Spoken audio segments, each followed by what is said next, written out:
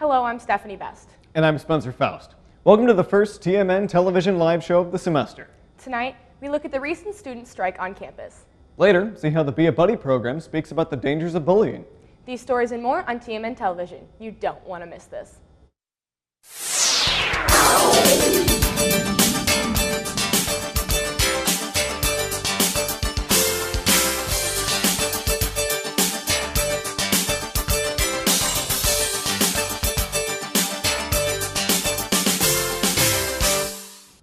Truman faces a new financial challenge after Missouri Governor Eric Greitens proposed several cuts to balance the state budget.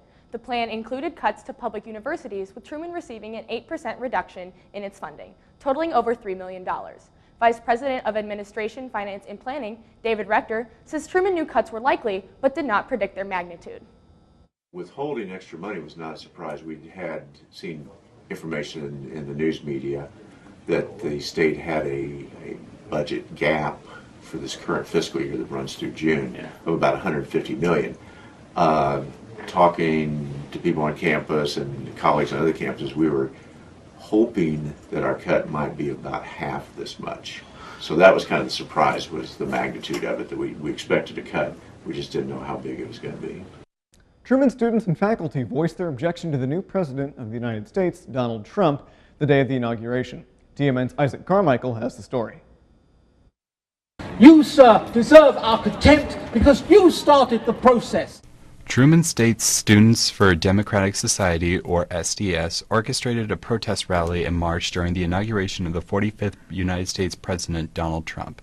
The rally took place on the late morning of January 20th as the new president was being sworn into office.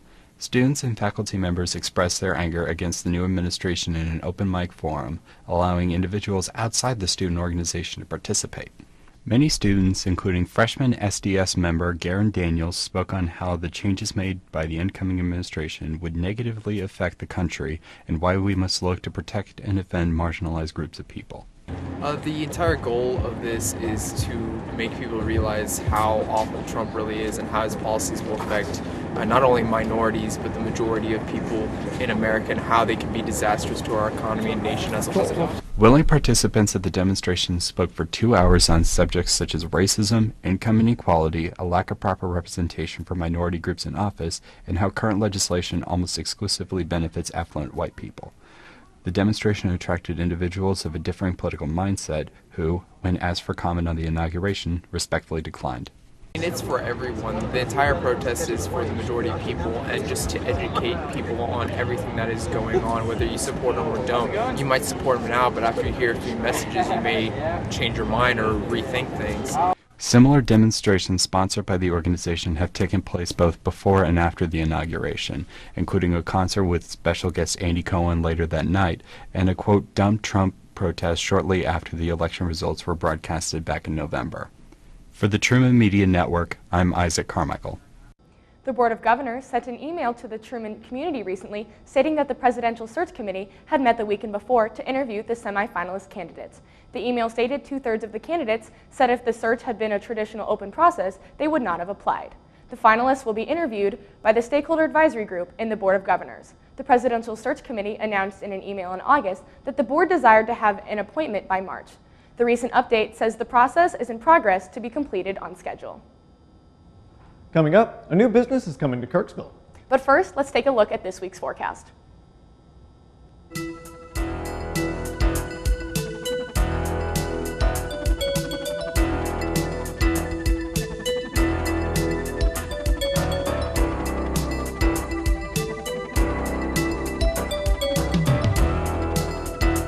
What year produced the most no-hit games in the big leagues? 7 no-hitters in 1990. Wow, that's right. Now a question that's not trivial. How many children will witness bullying this year? The answer? 3 out of 4. 75%? That's wow. right. How many of them will say something?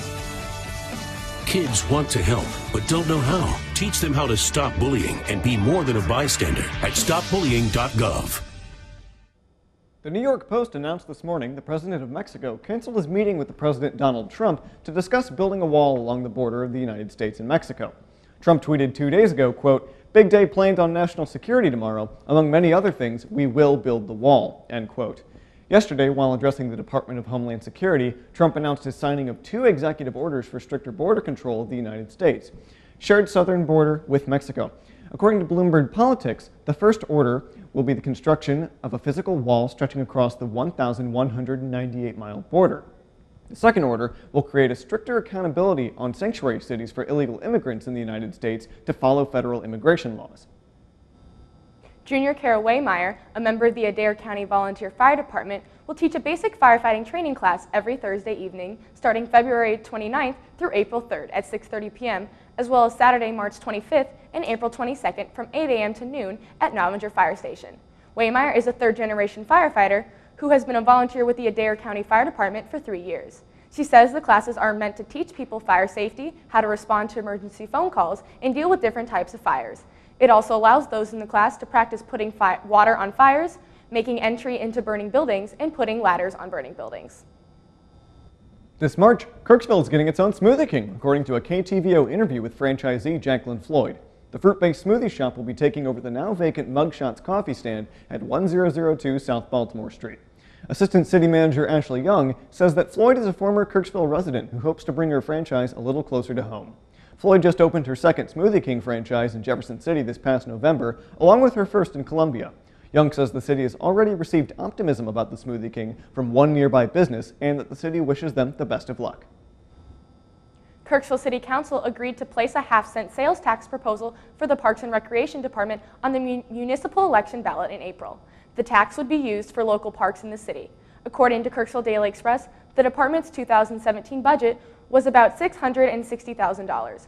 About 55% of that was spent on personnel costs.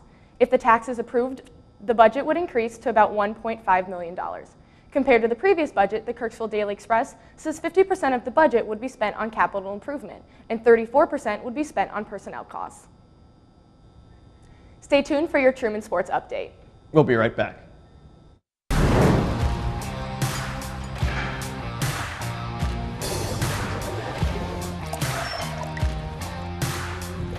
With the sweet burn of moonshine on a burger. It's not illegal, but it tastes like it. Introducing the Midnight Moonshine Thick Burger with moonshine glaze on 100% Black Angus beef.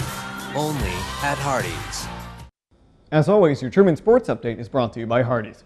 The men's basketball team played well over break and during the beginning of the semester to bring their overall record to 15-4. The Bulldogs also sit at the top of the GLVC West Division with a 7-2 record in conference.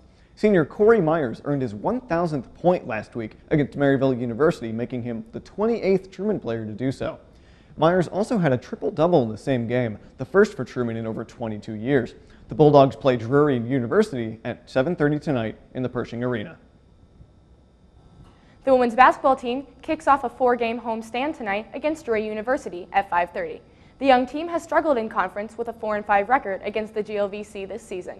Cassidy Clark, the lone senior on the team, has led the Bulldogs in scoring with over 15 points per game and was recognized as the GLVC Player of the Week earlier this month.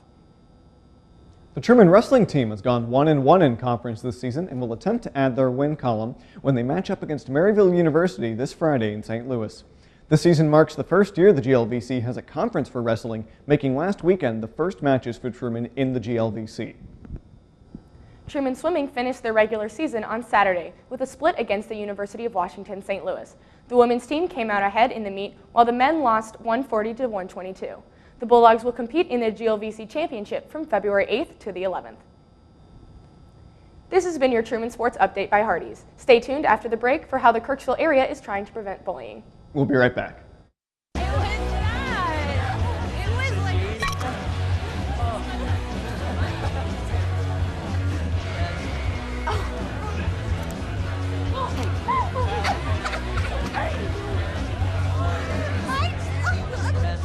It's easy to tell if you've had way too many. But what if you've had just one too many? Buzz driving is drunk driving. Kirksville residents came together on January 19th for an anti-bullying seminar at the William Matthew Middle School. TMN's Bria Parnell has the story. The Be a Buddy program for the Kirksville Rotary Club, Thousand Hills, brought in Kirk Smalley, president of the Stand for the Silent organization, to speak about the dangers of bullying due to a growing concern for bullying in the school district. Carla Dwyer, the co-chair for the Be a Buddy program, says the program connected with the Kirksville sheriff to discuss bullying and found that it was a real problem in the schools. When Sheriff Hardwick mentioned that to me, I said, I know it's a problem. I remember being bullied. And you start talking to other people. I said, well, I was bullied. I remember this. I remember that. And he was commenting at that time how with cell phones now and social media, how much worse it has gotten. Stand for the Silent started after Oklahoma State students heard about Smalley's son, Ty Smalley, and his suicide. Ty was 11 years old and had been bullied for 2 years when he decided to take his own life. After hearing Ty's story, the students created Stand for the Silent to help bring awareness to the dangers of bullying and help stop it in its tracks. Since its inception, Stand for the Silent has visited over 1,000 schools and businesses all over the world. Smalley says bullying can be stopped when people see the real effects it has, and he knows his speaking around the world is having a positive impact on kids. It's all about awareness. It's something that we got to keep in front of the kids all the time. You know, if we can get to the bystanders, there's more bystanders than there are bullies or victims. You know, how many videos have you seen on social media of fighting and bullying going on? If those people would lay down their cell phones and quit taking those videos to post online and actually say something and do something to make that stop, it's a proven fact that 98% of the time, within 10 seconds, if somebody will say stop, bullying ends. Bullying occurs around every 7 seconds and happens in every community. If you would like to get involved in helping to combat bullying, visit www.standforthesilent.org. Or, if you would like to participate locally, the Be a Buddy program in Kirksville is very active in the community and can be found in most events around town or at the Kirksville Rotary Club. For the Truman Media Network, I'm Bria Parnell. Thank you for tuning in with us tonight. For complete news coverage, be sure to stay tuned to KTRM and pick up a copy of the Index. Also, check out our news content on tmn.truman.edu. You can also follow TMN on Facebook, Twitter, and Instagram for breaking news updates. And if you missed part of our broadcast tonight, check out TMN TV on YouTube. From all of us at TMN, thank you for tuning in and have a great rest of the week.